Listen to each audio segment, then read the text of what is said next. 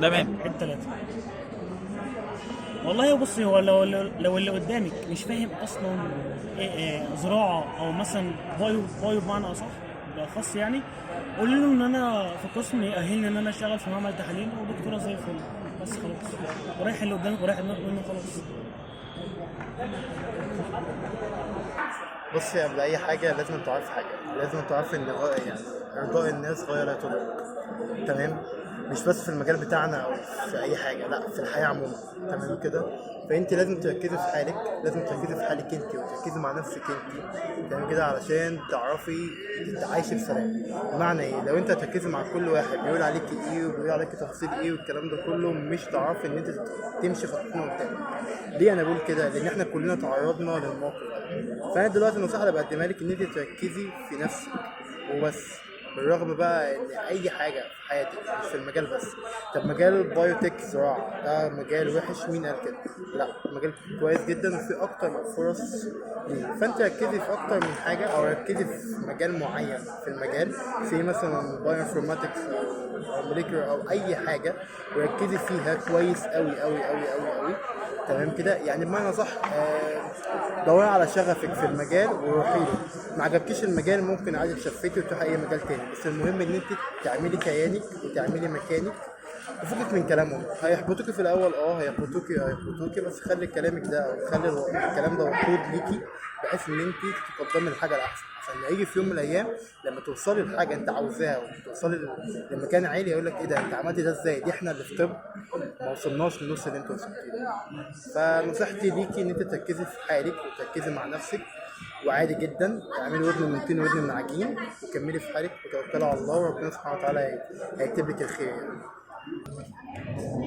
في كذا نقطة أنا ممكن أوضح فيهم الموضوع ده. النقطة الأولانية كنت بسمع إن الصعيدي في الجامعة الأمريكية بيقول لك إيه، في ناس بتعرف تلبس بس جاهلة الرباية. يعني إيه؟ يعني هو مش لازم يكون هو عشان هو في منصب عالي أو دخل كلية عالية أو أيا كان، سواء طب هندسة أو أيا كان، هو ممكن يبقى في الآخر أخلاقه أصلا ما تخليهوش ياخد الوظيفة أو ياخد المهنة دي بحيث إن هو يقدر إن هو يتكلم مع الناس. تخيل انت، يعني المفروض واحد يكون دكتور او مهندس يبقى بالعقليه دي، المفروض اصلا ما تتكلمش معاه يعني. تمام؟ دي النقطه الاولانيه. النقطه الثانيه ان الانسان بطبعه غير صبور. يعني احنا كنا كلنا في ثانويه عامه، كنا في دماغنا بقى كلنا هنخش طب هنخش هندسه هنعمل حاجه، في الاخر ايه يصدمنا القدر بشيء هو خير لينا، بس احنا عمرنا ما هنعرف الحكمه دي غير بعدين. تمام؟ هي دي بقى الفكره في ان احنا يعني احنا ليه ما عندناش صبر؟ ليه احنا ما نقدرش ان احنا نصبر علشان نشوف الحكمه؟ او ليه احنا ما نتكبرش علشان نعرف نشوف الحكمه من ان احنا دخلنا الكليه دي؟ مش يمكن الكليه دي تدخلنا في حاجه احنا اصلا كنا نكتشف بعد كده ان احنا بنحبها اكتر من بنحب الطب والهندسه وايا كان من الكلام ده، وممكن نعمل بيها اي حاجه وكل حاجه ونوصل لكل الاحلام اللي احنا كنا بنتخيلها في الاخر. كليه زراعه زي ما الناس ما بتقول. النقطة الثالثة برضو من ضمن الحاجات، يعني ان الهدف نفسه كان ايه؟ هدفك ان انت تخش طب او هندسة كده، هل المنصب عشان يتقال لك يا دكتور، يتقال لك يا باشمهندس، ولا عشان انت عايز فلوس، ولا عشان عايز تساعد الناس؟ عشان انت عايز تساعد الناس.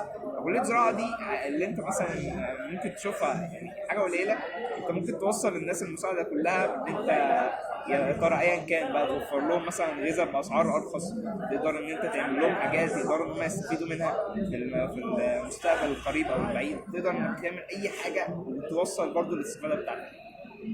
يعني مش لازم ان انت علشان تبقى دكتور يبقى خلاص. يعني برضه مش عايز اصدمك، يعني ان انت عادي في الزراعه انت ممكن تخش في شغل مع الدكاتره وتعمل كولابوريشن معاهم في ابحاث وتوصلوا لعلاجات وعلاج لفيروس كورونا والدنيا جميله وعادي جدا يعني. يعني البحث العلمي موجود يعني، بس اللي شغوف بيه واللي هو مستعد ان هو يضحي بحاجات كتير عشان. رابع حاجه ان انت يعني لا تكترث. يعني انت هتكترث بمين؟ هل هتكترث بكلام الناس؟ هل هتقعد تفكر بقى في اللي حواليك؟ الناس دي كلها يعني انت هتتحاسب لوحدك، انت كل الكلام ده انت هتشوفه لوحدك. الحياه دي حياتك انت لوحدك، ولا اهلك ولا اصحابك ولا اي حد من قرايبك هيتشارك معاك في اي نقطه دي. انت هتفضل عمرك كله باصص على الناس شايفاني ازاي.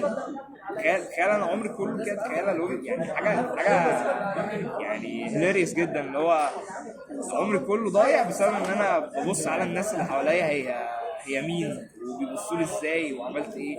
افضل واقف في مكاني بسبب ان انا خايف من اللي حواليا ان هم يبصوا لي ازاي. بقدر ابص لحاجات تانية، بقدر ان انا اوصل لحاجات افضل، ويعني من غير اي ادنى تفكير في الناس. يعني الموضوع صعب في الاول، لكن بعد كده هتاخد بقى المناعه يعني الحمد لله بس.